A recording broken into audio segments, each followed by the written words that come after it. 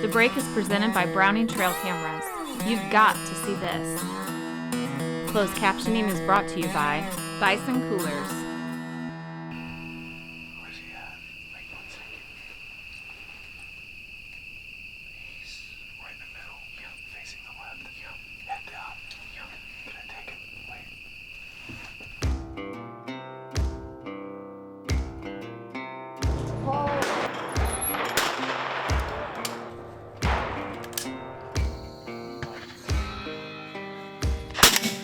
Back. There we go. I want to thank everybody. I couldn't be any more grateful. Mr. Jim. Thank you, sir.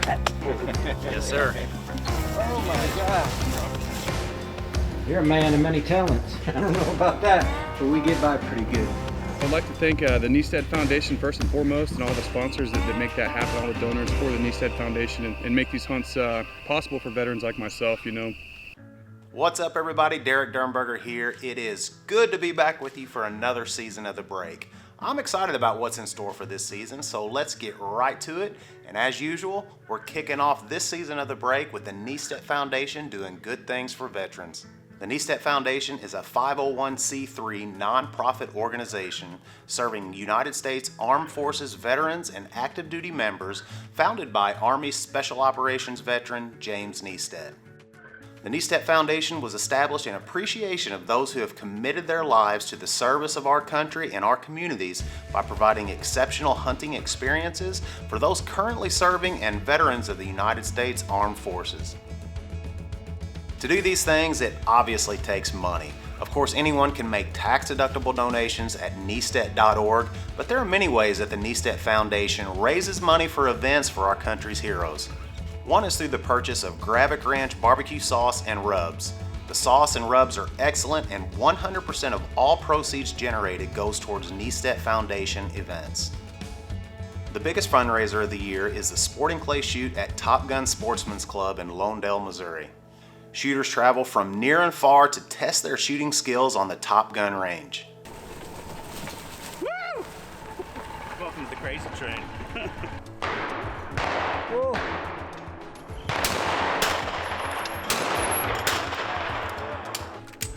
Final attack. Oh.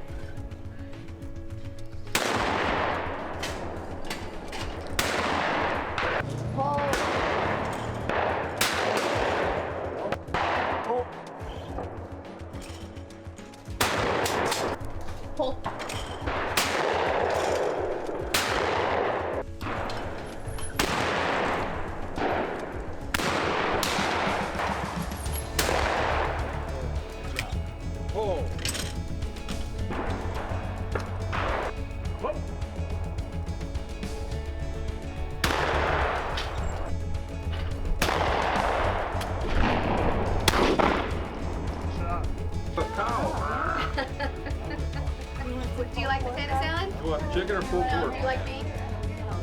This is a mustard sauce and carb. Team and individual honors are awarded for the best shooters, but most importantly, this event brings like-minded folks together in support of our country's heroes and raises the much-needed money the Kneestedt Foundation requires to organize hunts for our veterans and military members. With a score of 329, once again, back-to-back years as the Indian Creek team. Awesome. Nice job, man. Aside from that, the best part of my year, every year, I missed it last year because of a flight issue, but the fellowship. And I really love to share this day with y'all, and I really appreciate what everyone does just to be here. I know it takes out of your personal time and family time and some of your work time, but thank you. The Sporting Clay Shoot is great practice for the annual dove hunt. Patrick Holshoff is one of my oldest friends and is kind enough to host the Kneestedt Foundation on his farm in southeast Missouri. It's always a great time and a hunt I look forward to every year.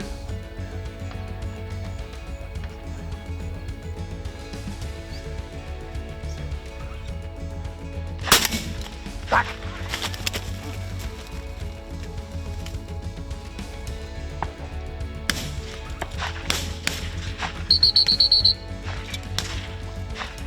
Heel. Heel. Heel. Heel. Oh. Shoot him, Joe. Shoot at him. Coming this way. Let him get here, boys. There we go. The dove hunt is always an awesome time. After the break, you're in for another great hunt and something you don't see every day. We're headed to Gravik Ranch in South Texas for an axis deer hunt.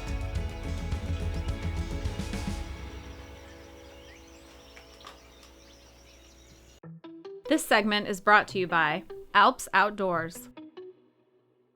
My name is Andrew Van Hoekstraat, United States Marine Corps veteran, served from 2000 to 2006. I had a great experience with the Kniestedt Foundation. I found out about the Kneestedt Foundation through a very good friend of mine and a partner of mine throughout my deployment in Iraq, Mike Zani. They sent him on quite a few events, and through him I decided to put in for an event myself. So doing that, it took no time at all, and I got an email and a phone call from the Kneestedt Foundation, and they set up a bear hunt in Wyoming at the end of May. And I was really looking forward to that, and because of everything that happened with the COVID outbreak, that got canceled. So Kneestedt Foundation went above and beyond, and adapted and overcame, and sent me down here to South Texas for access instead. Got set up on the very first day we were down here. Got up in the blind about 5:45, and wildlife running everywhere. So right off the bat, we had plenty of access out in the field there. So early on that morning, we had a group come in, a lot of doe and some small buck. So we watched them for a while, and finally they made their way on out. And so sat there and watched a little bit longer, and nothing was really showing up. So kind of looking off in the distance, and we're watching all the black buck that were probably out a good 1,000, 1,200 yards. We're watching them. As we're watching them, you know, we look over to our left, and I could see something moving over to my left about 100 yards out. I look over, and there's this big access.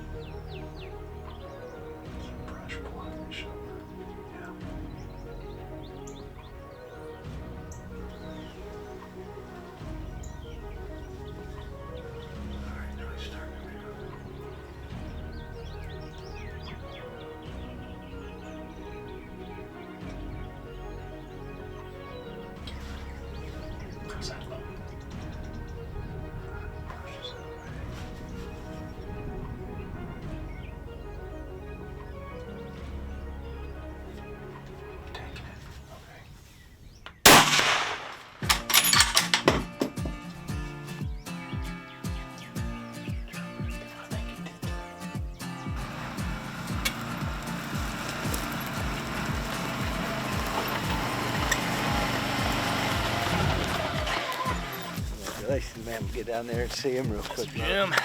Thanks, sir. Before we get Yes, sir. I see horns right there. Yeah. Oh my gosh. Dropping the tracks. Nice. Heck yeah, man. Look at that. Good looking guy. Yeah. Stud. It is a really cool experience. You know, I want to thank everybody that has put a lot of effort towards my experience here with the Kneestedt Foundation. I couldn't be any more grateful for everything that they've done for me, and I thank you from the bottom of my heart. This segment is brought to you by HHA Sports. For years, the Kneestedt Foundation has been doing good things for veterans and active duty military members by taking them on various hunts and outdoor adventures. Army veteran David Mayer is headed to Gravick Ranch for a whitetail hunt hosted by the main man himself, Jim Kniestedt. Hey, David, man, welcome. How are you, buddy? Good to see you.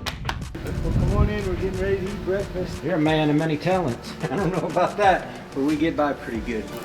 Free-range eggs and a little bit of turkey bacon this morning. Put some of that Gravick Ranch Big 5 on there. Goes just about anything. A couple over easies and you're in business. So David, welcome to the ranch. This Thank is your you. first deer hunt. What do you think about that? It's exciting. It's exciting. Yes, absolutely. Have you hunted anything before? Just hogs. Just hogs. Good yeah. deal. So from what I hear, this will be very different. Yeah, well, you're in the heart of big buck country in South Texas, and this area will be hunting south of Fowlerton, and then on down another one of the ranches outside of Hedronville. But have a lot of deer, a lot of good opportunities. You're going to see a lot of game. Looking forward to it.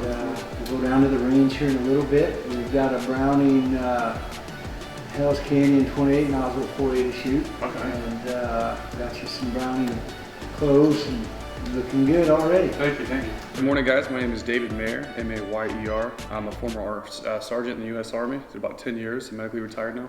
So this will be my first deer hunt. I've hunted quite a bit of hogs growing up in South Texas, around the South Texas area, but this will be my first time hunting anything other than hogs. So pretty exciting. Not sure what to expect. Pretty open-minded about it.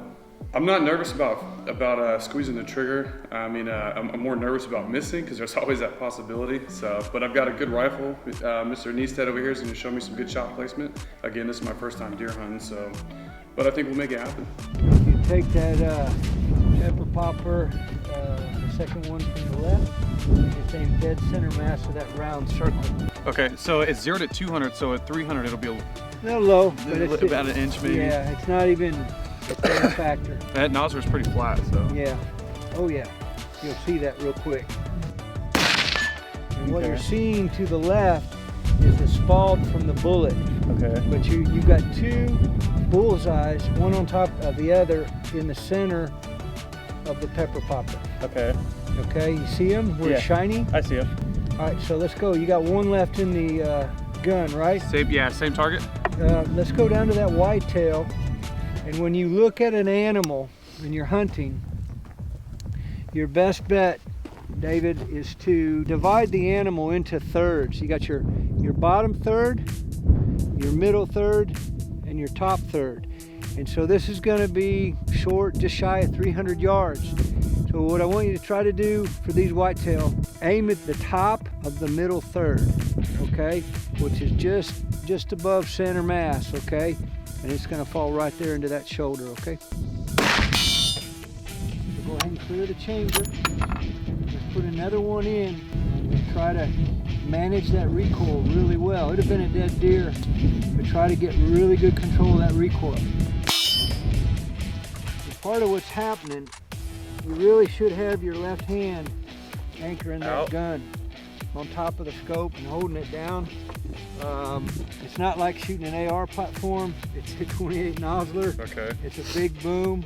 And what I would also do is push the gun forward to the trigger guards in the bag. Okay. And come more forward into it. But it's canting a little bit when you shoot, and that's why you're getting that little bit of variance. It's a good group of 300 yards. It's going to kill the deer. I just want to try to pick it up a little bit. When it comes to long-range shooting or just the fundamentals of shooting a rifle, I've never met anyone more capable than Jim. I think David is going to be perfectly fine. It's time to hunt. First things first, and that's to identify the target buck. David is hunting a big body 9-point that the ranch owner would like removed from the herd. He's a bully buck that's running off most of the better racked bucks, so it's time for him to go.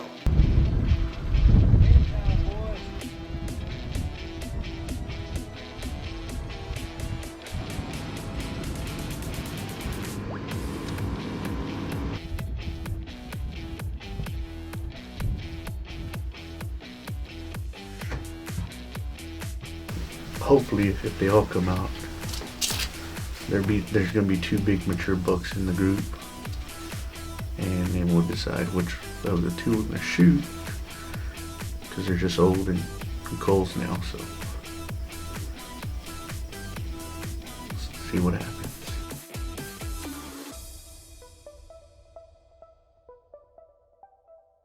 This segment is brought to you by Solid Sporting Supply, Hunter's Specialties, and these fine sponsors. Hopefully, if they all come out, there's going to be 2 big mature bucks in the group, and then we'll decide which of the 2 we're going to shoot, because they're just old and culls now, so let's see what happens. What happened on that first evening hunt was several good bucks came out of the brush and into the sendero, and even the feeders, but just not the big 9-point that David is targeting. Being David's first deer hunt, it's always good to get a look at how the deer come in and where the shot might be. Most of the trail cam pictures of the big 9 have been at the feeders. The feeders are surrounded by low fence panels to keep the hogs out, and deer can move freely to and from the feeders. Speaking of hogs, after a quiet morning hunt the next day, the guys rolled up on some hogs heading back to camp. When in Texas, you never pass an opportunity for some hog management.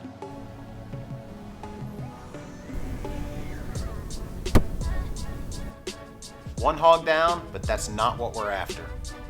We're here to deer hunt. It's time for the evening hunt of day 2. Let's go.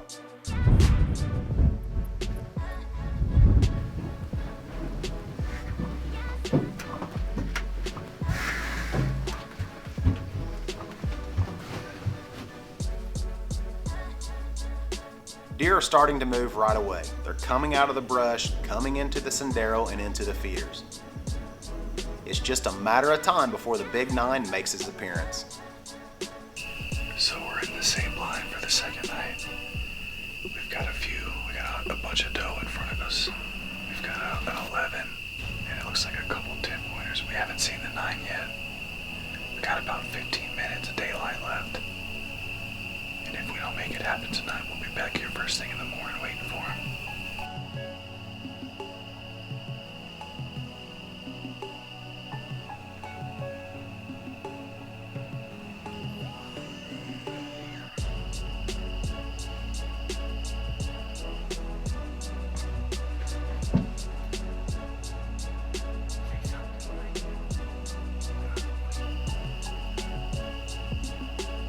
As you probably know, the last 15 minutes of daylight is prime time. It can happen fast, and just like that, the big 9-point is at the feeders. Yeah, that is him. When it gives you a good clear shot, we'll take him.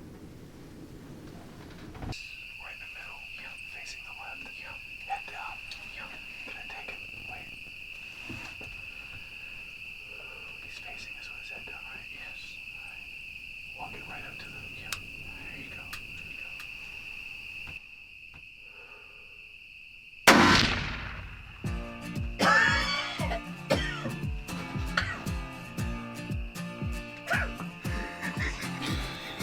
Yes. Good job, cameraman. Good job, brother. Now I'm shaking. That's the fellow. Dropped him in his bed. That's You can see how dark it is. We took the shot maybe 5 minutes ago. We got pretty close to running out of daylight. And last night of the trip, we were also going to come out in the morning, but we ended up making it happen tonight. Probably the last 10 minutes it possibly could have happened. I would like to thank the Kneestedt Foundation first and foremost, and all the sponsors that make that happen, all the donors for the Kneestedt Foundation, and make these hunts possible for veterans like myself. You know, For the donors, they may not have an opportunity to see what this does, but I'm here to tell you firsthand, it's incredible. You know, being able to shed some of that weight, it's a pretty awesome experience, very rejuvenating. I'd like to thank E6 Guide Service. Roland did a great job out here with us this week, and it is a great experience. Hands down, a great experience. David said it right there, and I can tell you from experience from videoing many of these hunts, the value of Kneestedt Foundation hunts are immeasurable for veterans and military members. Aside from the few hunts that air on the break, donors may not see all the good things that the Kneestedt Foundation is doing and how much our veterans and military members appreciate the support you provide. Thank you guys, man. Appreciate it. One day I'll find a way to repay it. You already have, brother. You already have. So if you're able, please consider supporting the Kneestedt Foundation. I can guarantee your donations are going to a worthy cause. So this is just part one. Part two is next week, and the Kneestedt Foundation is headed out west for their annual mule deer hunt at Hooker Mountain Outfitters in Colorado and Salt River Range Outfitters in Wyoming. One of the veterans on the Wyoming hunt was the cameraman for David's hunt, LJ Planer. Well, I got a good buck. I can promise you don't want to miss LJ's hunt, so be sure to tune in next week right here on The Break.